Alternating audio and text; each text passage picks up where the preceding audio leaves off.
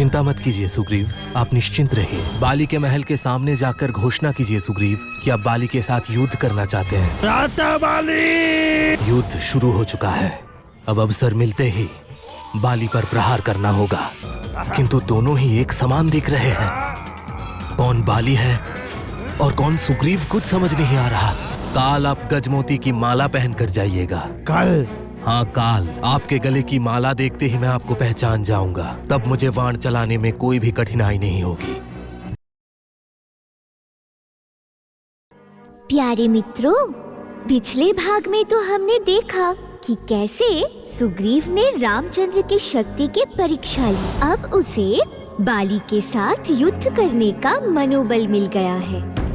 क्या सुग्रीव अपने बड़े भाई महाराज बाली को हरा पाएगा? चलिए देख लेते हैं। चिंता मत कीजिए सुग्रीव, आप निश्चिंत रहिए। अब बाली के पास जाइए। भ्राता बाली महावीर है मित्र। बाली के महल के सामने जाकर घोषणा कीजिए सुग्रीव कि आप बाली के साथ युद्ध करना चाहते हैं। इसे हुंकार भरकर बताइए। मुझे लगता है उतने से काम चल जाएगा। अगर उसे पता चला कि आप युद्ध करना चाहते हैं तो बाली महल से बाहर जरूर आएगा। उसके बाद हम पेड़ों के पीछे छिप कर रहेंगे। सही अवसर मिलते ही मैं बाली पर बाण चला दूंगा। आपकी कितनी शक्ति है, आप कितने वीर हैं, ये मुझे मालूम है। इसीलिए मैं भ्राता बाली को युद्ध में बुलाने जा रहा हूँ। अन्यथा भ्राता बाली के सामने उनका छोटा भाई सुग्रीव कुछ भी नहीं। मैं चलता हूँ। मैं और लक्ष्मण भी आपके पीछे पीछे आ रहे हैं। भ्राता बाली! भ्राता बाली! कहाँ हैं आप? बाहर आइए। क्या सोचा है? मुझे डरा के आप अनंत काल राजा बने रहेंगे। भ्राता बाली कहाँ हो? भ्राता बाली कहाँ हो? बाहर आओ। ओह, फिर से आया है। सुग्रीव ऐसे बुला रहा है तुम्हें? ये अजीब बात है। उसे अचानक क्या हुआ? वही तो सोच रहा हूँ। क्या हुआ भ्राता बाली? निश्चित रूप से किसी ने उसे कुछ समझाया है, अन्यथा डरपोक कमजोर सुग्रीव ऐसे पुकारने का साहस नहीं उठा पाएगा। नहीं नहीं नहीं, उसे भी मैं समझा के आता हूँ अंगद, कैसे बड़ों के साथ वार्तालाप करनी चाहिए। हाँ, आपका भाई सुग्रीव पुकार रहा है। कहाँ हो भ्राता बाली? इस तरह भाई के साथ छल करके राजा हुए हो, कोई लाज नहीं है? अगर साहस है तो सामने आओ। मुझे ढूंढ रहे हो क्या? छोटा भाई मेरा, जो मेरे डर से ऋष्यमुख पर्वत पे छुपा हुआ है, उसे अचानक क्या हो गया? चुप करो बाली, बड़े भाई के नाते बहुत सम्मान किया है, अब और नहीं। छल करके मुझे राज्य से निकाल दिया है आपने। सुग्रीव, गलत जगह में ये वार्तालाप कर रहे हो।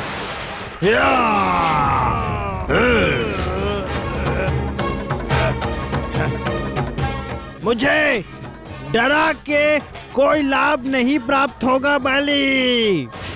इतना बड़ा साहस, मुझे बड़े भाई को, देश के राजा को बाली कह के पुकार रहे हो।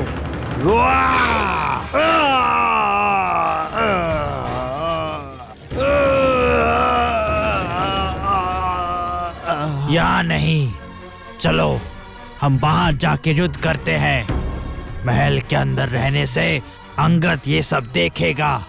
मैं नहीं चाहता छोटा अंगद अपने पिता और अपने चाचा का ये युद्ध देखे। छोटे भाई के साथ छल करके कैसे सिंहासन ले लेना चाहिए ये तो सीख ही गया है, तो फिर ये भी सीख ही ले। सुग्रीव, महल के बाहर चलो। सुग्रीव आओ, देखता हूँ आज कौन विजय होता है।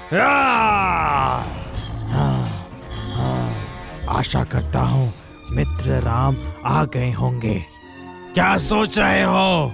अभी भी समय है सुग्रीव, भाग जाओ। भाग जाओ ऋष्यमुख पर्वत पे, भ्राता बाली।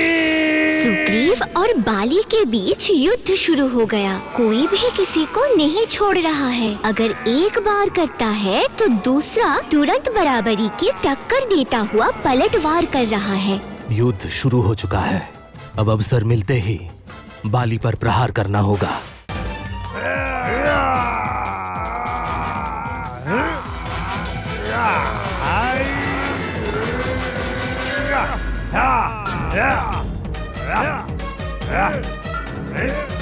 अब मैं वाण निकलता हूँ, ऐशिक वाण।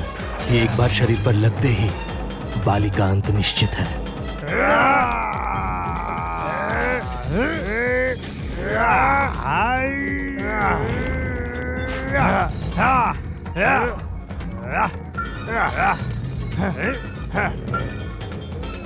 किंतु दोनों ही एक समान दिख रहे हैं। कौन बाली है और कौन सुग्रीव, कुछ समझ नहीं आ रहा।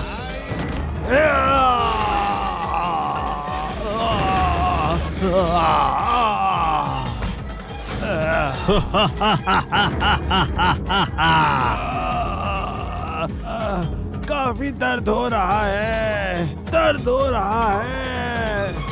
केवल तुम मेरे भाई हो, इसीलिए तुम्हारी प्राण नहीं ली सुग्रीव। उठो, उठो, चले जाओ ऋष्यमुख पर्वत में। वहां जाके छुप के रहो, कभी भी सामने मत आना।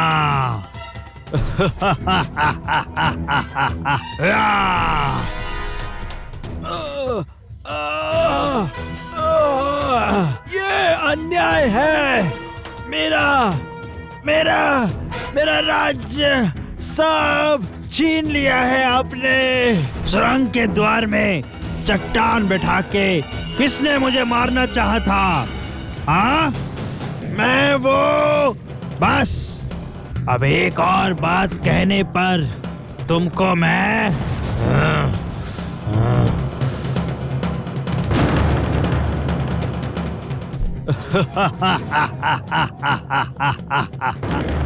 सुग्रीव आया था मेरे साथ युद्ध करने, बाली के साथ युद्ध करने।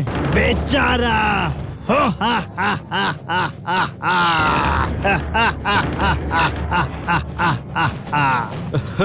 मित्र होकर इतना बड़ा अपमान नहीं करते तो अच्छा होता।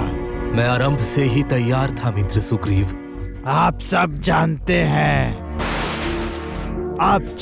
हैं बाली की शक्ति मुझसे कई गुना अधिक है।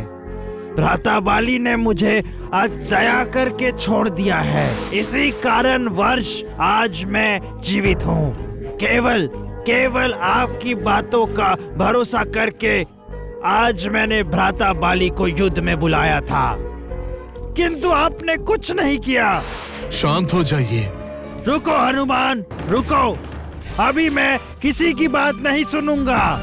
आप अगर वृक्ष के पीछे से कुछ नहीं कर सकते हैं तो मुझे वचन क्यों दिया?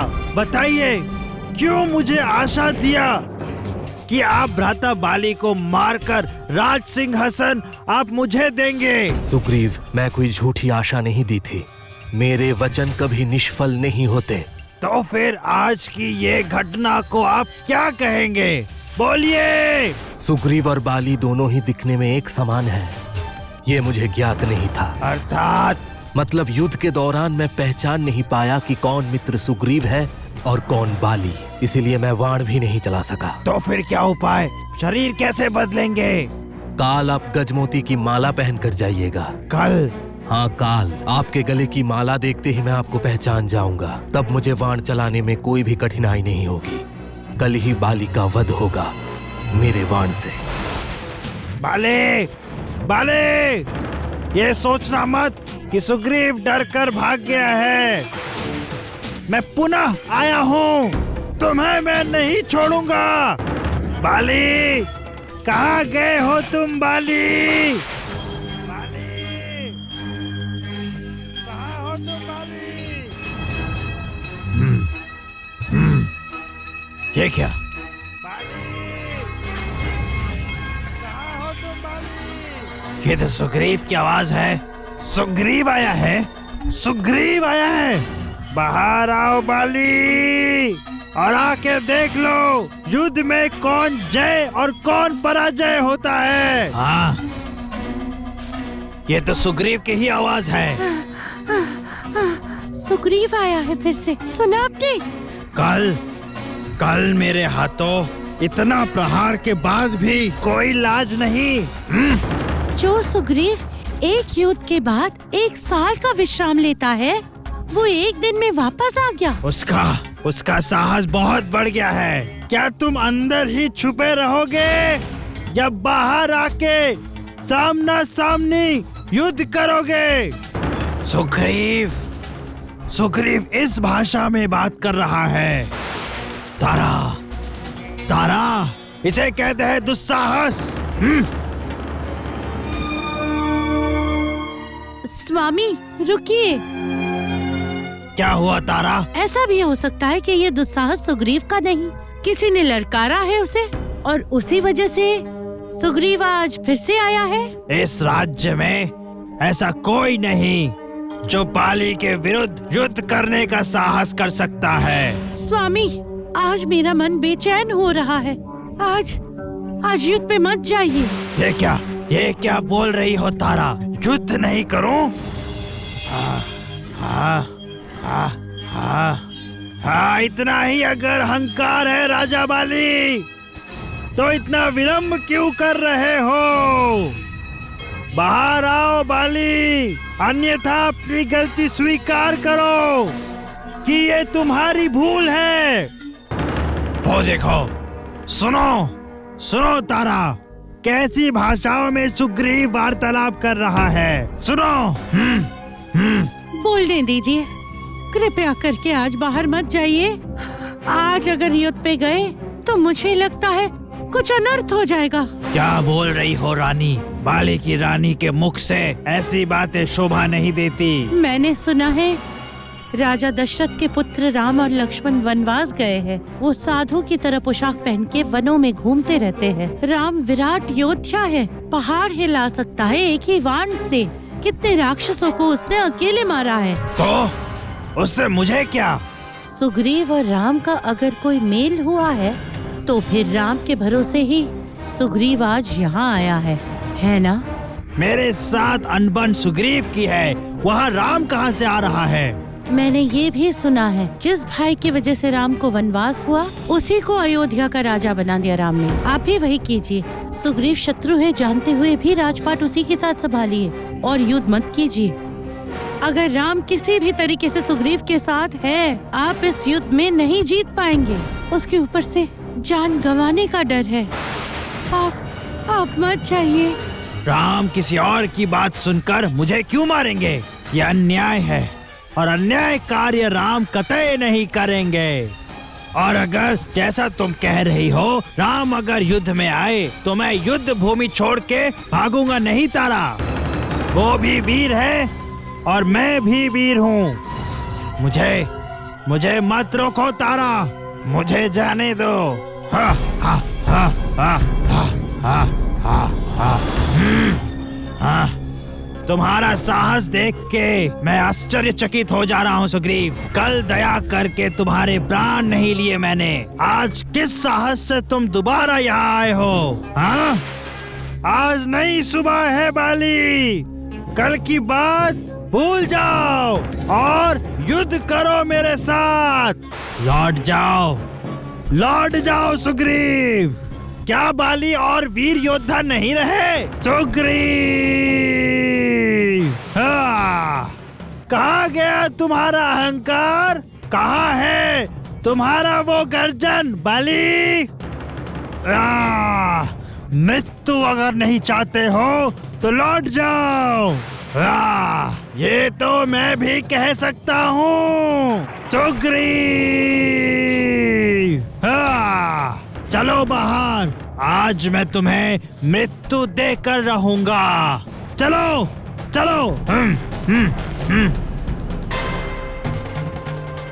दोनों भाइयों के बीच प्रचंड युद्ध शुरू हो गया। कोई भी किसी को छोड़ने वाला नहीं है। सुग्रीव आज जानता है कि क्या होने वाला है, इसीलिए वो जी जान से लड़ रहा है।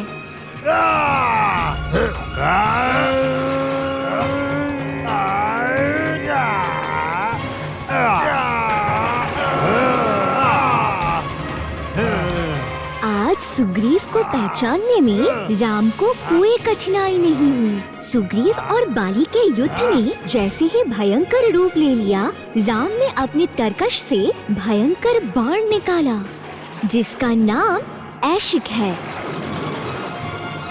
बाली को निशाना बनाकर राम ने बिल्कुल सही समय पर ऐशिक बाण छोड़ दिया। वह तीर सीधे जाकर बाली के सीने में लगा। ऐसा दर्द उसे पहले कभी नहीं हुआ था। क्षण भर में ही बाली मूर्छित होकर भूमि पर गिर पड़ा।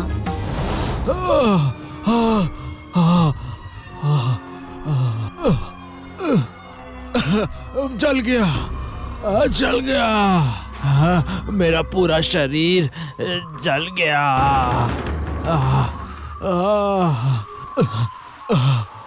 तारा, तारा ने ठीक कहा था कि आज युद्ध में मत जाओ। राम अगर किसी तरह सुग्रीव की सहायता करेंगे तो मैं नहीं बचूंगा। क्यों राम, क्यों? मुझे क्यों मारा? आपके साथ तो मेरी कोई शत्रुता नहीं है। तो फिर नहीं बाली, तुम्हारा कोई दोष नहीं है। अग्नि को साक्षी मानकर सुग्रीव को मित्र माना है, इसलिए मित्र के राज्य लौटाने के लिए मुझे मारना पड़ा, वो भी चोर के जैसे दूर से। राम, मैंने सुना है आप वीर योद्धा हो। ये है आपकी वीरता, ये है आपकी वीरता राम। जो मित्र का शत्रु है वो मेरा भी शत्रु है बाली। तो भाइयों के युद्ध में तुम क्यों आए राम? हाँ, बताओ मुझे। सुग्रीव को राज्य लौटाने पर वो अपनी वानर सेना के साथ सीता की खोज में मेरी सहायता करेगा। मुझे मित्र क्यों नहीं बनाया? मैं भी तुम्हारी सहायता कर सकता था, तुम्हारी सहायता। शांत हो जाओ बाली। एक छलांग में समुद्र पार कर ले आता तुम्हारी सीता को, किंतु राम, एक निर्दोष वानर को मारने से तुम्हारे हाथ थोड़े से भी डगमगाए नहीं। हाँ, मेरा शरीर जल रहा है। स्वामी, ये क्या सुना मैंने? ये क्या सुन लिया मैंने? ये क्या? स्वामी,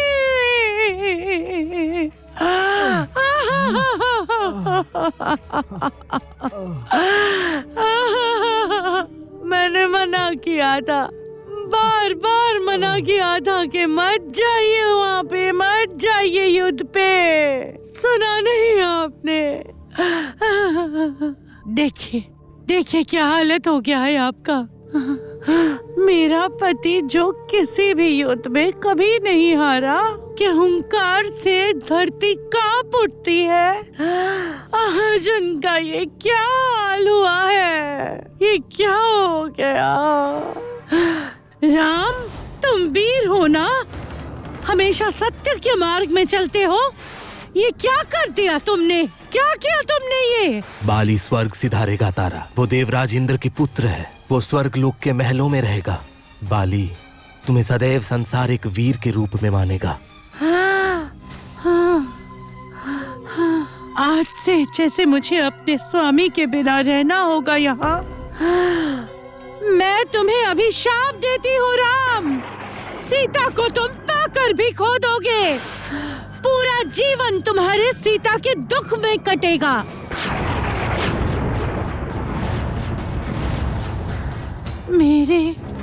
मेरे निर्दोष पति का हत्या किया है तुमने। ये मत सोचना तुम भगवान हो तो सजा नहीं मिलेगी तुम्हें। अगले जन्म में तुम्हें भी बिना कारण मरना होगा।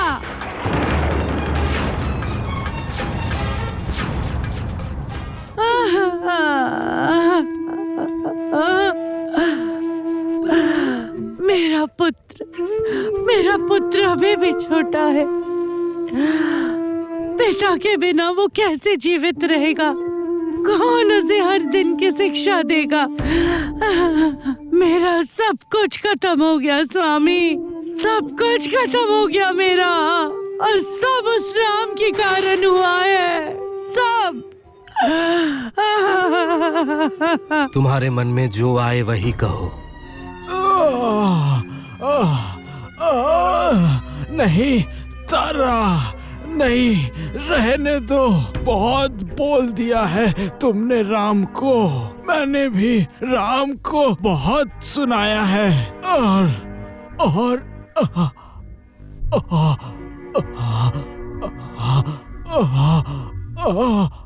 कैसे चुप रहूं मैं स्वामी, कैसे चुप रहूं मैं? आपकी ऐसी हालत में सहूं कैसे आप बताइए।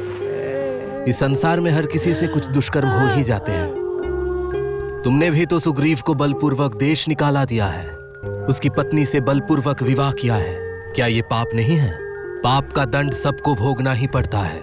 यदि मैंने भी कोई पाप किया है तो तारा के कथानुसार मुझे भी दंड मिलेगा, और उस दंड को स्वीकार करने में मुझे कोई कष्ट नहीं होगा। तुम भी तुम्हारा गलती मान लो बाली, बहुत शांति मिलेगा। तारा,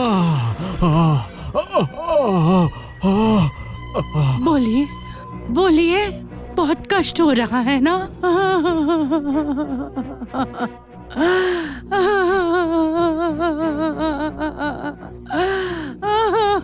यही लिखा था मेरे भाग्य में तारा। मैं किसी को दोष नहीं दूंगा, तुम भी किसी को दोष मत दो। अजीब विपत्ति है। सीता को उठा के रावण ले गया लंका में, उसके अपराध में मरा मैं। यही क्या भाग्य है? और रामचंद्र को कटु भाषा मत बोलो।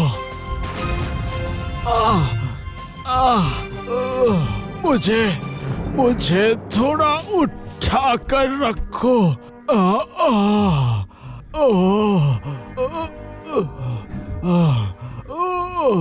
सीने में बहुत जलन है, समझ में आ रहा है। मेरे पास और ज्यादा समय नहीं है। सुग्रीव, बोलिए भ्राता।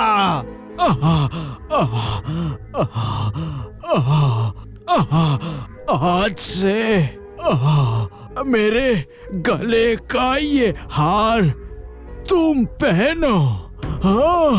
इंद्र देव ने ये हार दिया है। पिताश्री, पिताश्री, पिताश्री, ये क्या हो गया?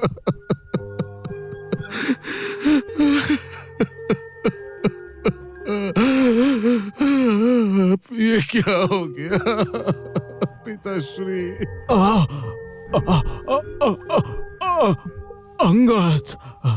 अंगद मत रो। याद रखना, तुम महाराज वीर बाली के पुत्र हो। मैं तुम्हारी जैसे परवरिश करता, तुम्हारे चाचा सुग्रीव भी एकदम वैसे ही परवरिश करेंगे। भाई सुग्रीव, तुम उसकी परवरिश वैसे ही करना।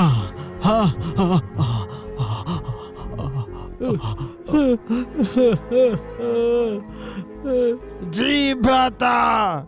बाली को याद आने लगा कि बचपन में दोनों भाई कितने आनंद के साथ दिन बिताते थे।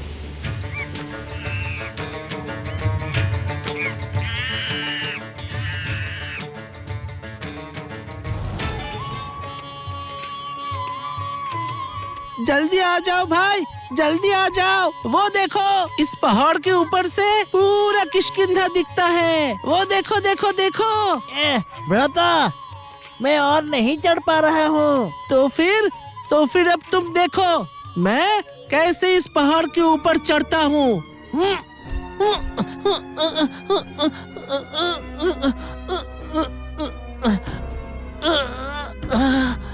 भ्राता, संभाल के, गिर मत जाना। भाई ये देखो, ये जगह कितना सुंदर है। तुम भी ऊपर आ जाओ। ठीक है, अब लौट आओ भ्राता।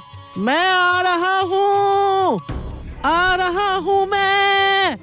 भाई मैं नीचे आ रहा हूँ। नहीं।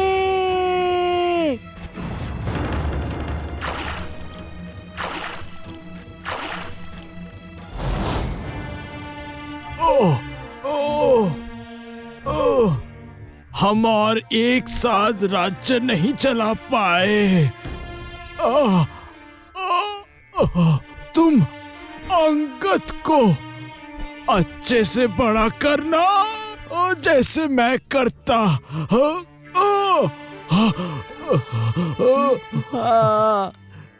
करूंगा भ्राता। अंगद, इस युद्ध की बातें तुम कभी याद मत रखना। सुग्रीव का सम्मान करना, जैसे तुम मेरा सम्मान करते हो। याद रखना।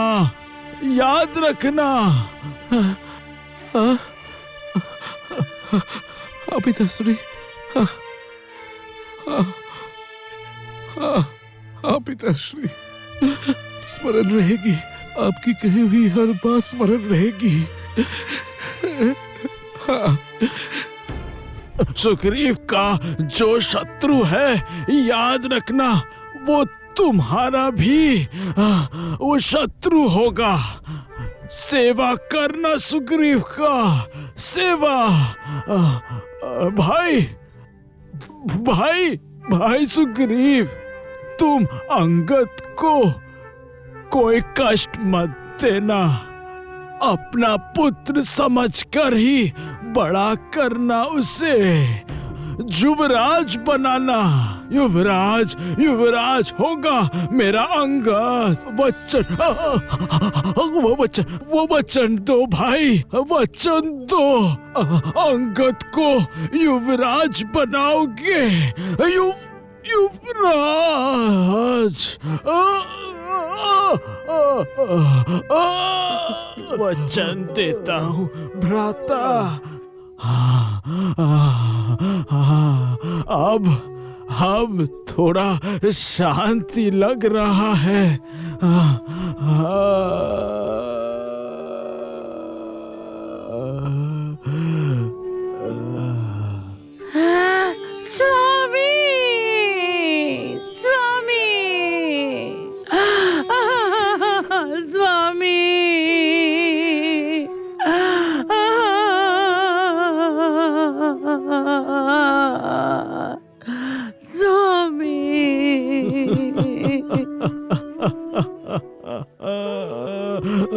भ्राता।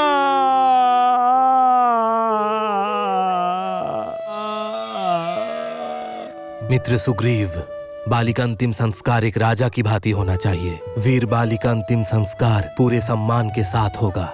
जाइए, तारा और अंगद को सांत्वना देनी होगी। वचन दीजिए, आप तारा और अंगद को कभी कष्ट नहीं होने देंगे। नहीं, कष्ट नहीं दूंगा राम। मेरे राज्य में आपका कोई असम्मान नहीं होने दूंगा।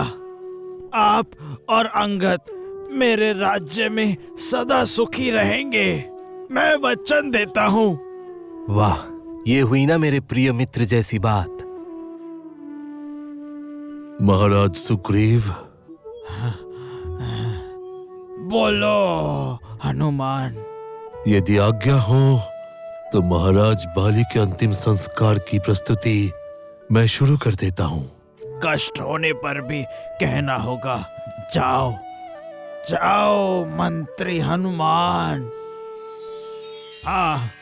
आज से किष्किंधा राज्य के नए मंत्री तुम हो हनुमान।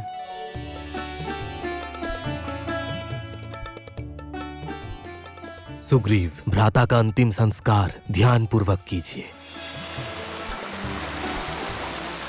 कवंद राक्षस के कहे अनुसार सुग्रीव से मित्रता हो गई। मैंने मित्र को दिया वचन भी निभाया।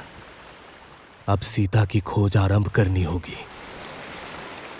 ना जाने और कितने दिनों पश्चात मैं सीता का मुख देख पाऊंगा। मित्र राम, मित्र। अरे मित्र सुग्रीव, आप कब आए? अभी आया हूँ। भ्राता का सत्कार अच्छे से हो गया है। अब तो और कोई चिंता शेष नहीं रही। जाइए, सिंहासन पर बैठकर राज्य संभालिए। केवल आपके वजह से ही ये सिंहासन मिला है राम। आप साथ नहीं रहेंगे तो मैं सिंहासन पे कैसे बैठूंगा? आप ना कहेंगे तो मैं महल में नहीं जाऊंगा। आप केवल कहेंगे नहीं, आप और लक्ष्मण दोनों ही राजमहल में रहेंगे। आइए। ये संभव नहीं है सुग्रीव। पिता के वचन के कारण मैं वनवासी हुआ हूं। 14 वर्षों तक मैं वन में ही रहूंगा, राजप्रासाद में नहीं। मैं आपके राजमहल में प्रवेश नहीं करूंगा। तो फिर? सिंहासन पर बैठकर राज्य संभालिए। बाली जैसे वीर का वध करके मुझे भी अत्यंत दुख हुआ है। अंगद ही युवराज पद का अधिकारी होगा सुग्रीव। मित्र राम, आपका कहना ही मेरे लिए आदेश है। आपका कल्याण हो। राम की अनुमति लेकर सुग्रीव किष्किंधा की राजसभा में खड़ा हुआ। राजसभा चारों ओर से बानरों से भरी हुई थी। वो राजा सुग्रीव की जय जयकार करने में व्यस्त थे। सुग्रीव सिंहासन पर बैठा और हनुमान ने उनके सिर पर राज मुकुट पहनाया। महाराज सुग्रीव की जय। ठहरो सब, मुझे कुछ कहना है। मेरे 2 घोषणा है। पहला घोषणा, बाली मेरे भ्राता, उनका पुत्र अंगद आप लोग सब जानते हैं। मैं उसे इस राज्य का युवराज घोषित करता हूँ। अंगद, सामने आओ। अंगद के सिर पर सुग्रीव ने राज मुकुट पहना दिया। लीजिए महाराज, ये मुकुट अब आप अंगद को पहना दीजिए।